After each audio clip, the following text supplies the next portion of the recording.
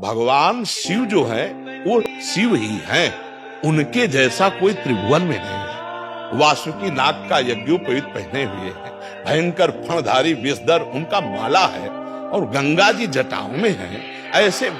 ऐसा परिवार देखा है? देखो, शिव जी का वाहन नंदी और भगवती का वाहन बबर शेर।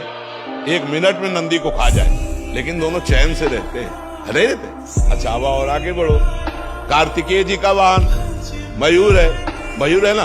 भगवान शंकर के गले में सांप, मोर सांप का बहुत बड़ा आहार करता है। सांप का आहार। गणेश जी का वाहन चूहा है ना। कहीं झगड़ा देखा? बिल्कुल शांति से पूरा अरे शिव की क्षमता कोई कर सकता है? शिव तो शिव है। व्यसन करने में शिव को मतलब है कि भगवान शंकर नशा कर, अरे यार वो तो परमात्मा है यार, वो तो महादेव, देवाधिदेव महादेव है। नहीं, ऐसा नहीं। शिव जी ने तो हलाल जहर पिया, भले एक बूंद पी के दिखाओ। ये सब कोई जानता है कि नहीं? समुद्र मंथन में जो पहला हलाहल विष निकला भगवान शिव ने पिया। आप करो, शिव जी कोबरा को गले में डाले, तो एक बार कटवा दिखाओ। शिव जी ने गंगा जी धारण किया, 1 बाल्टी पानी धारण करो। शिव जी ने गंगा जी धारण किया, 1 बार। शिव जी कभी भांग नहीं खाते। मंत्रों के द्वारा विजया शब्द से उनका अभिषेक किया जाता है, अभिषेक किया जाता है। शिव जी के ऊपर जहर का फल चढ़ता है, धतूरा का।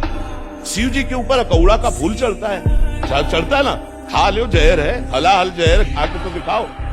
धतूरा का माला चढ़ता है। विश्वनाथ जी का वो पहले बैच में आए थे, वो लाते कभी कभी पूरा धतूर का माला। एग्जाम्पल बनाइए या एग्जाम्पल तो किसी का भी आप दे सकते हो। आप कभी देखा है लोग कहते हैं भगवान शंकर चिलम, ऐसा कहीं लिखा है? अरे ये सब अपने मन के विलास हैं। वो जगत की रक्षा के लिए हलाहल विष पिया, समझ रहे ना। तो जो हम सोने के समय रट रहे थे, वही जगने के समय चेतना जागृत होते ही निकल पड़ा। राधा राधा राधा। वैसे हर एक आदमी अनुभव कर सकता है।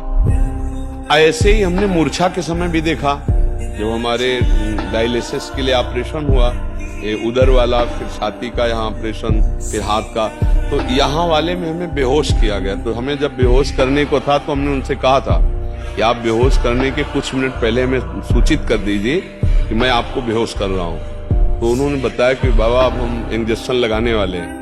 तो हम, जो हमारा चिंतन था, मानो मृत्यु का समय, हम ऐसे गाढ़ चिंतन किया। तो जो हम पद शुरू किए थे, तो जब हमारी मूर्छा भंग हुई, तो अगली लाइन वही चल रही थी।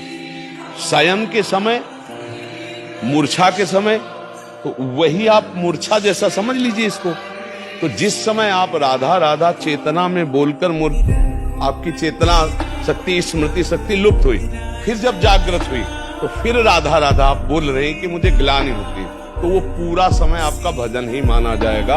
अगर उस स्थिति में प्राण चले जाते हैं, तो आपको भगवत प्राप्ति होगी। क्योंकि मूर्छा के पहले आपने राधा बोला था। मूर्छावस्था में आप असमर्थ हैं, ना सत बोल सकते, ना असत, ना सत्क्रिया ना असत क्रिया। तो अब आपका राधा ही माना जाएगा वो प्रारंभ का, और उसी से भगवत प्राप्ति हो जाती है। जैसे कोई सुबह बोला राधा और बेहोश हो गया, अस्पताल में भर्ती हो गया, और उसे होश ही नहीं आया, समाप्त हो गया शाम तक, उसे भगवत प्राप्ति हो गई। क्योंकि अंतिम उसकी चेतना में पहली बार राधा जो निकला, फिर मूर्छित हो गया, तो उसका वही माना जाएगा अंतिम समय स्मरण, और उसी से भगवत प्राप्ति हो जाएगी। आप समझ पा रहे? जी।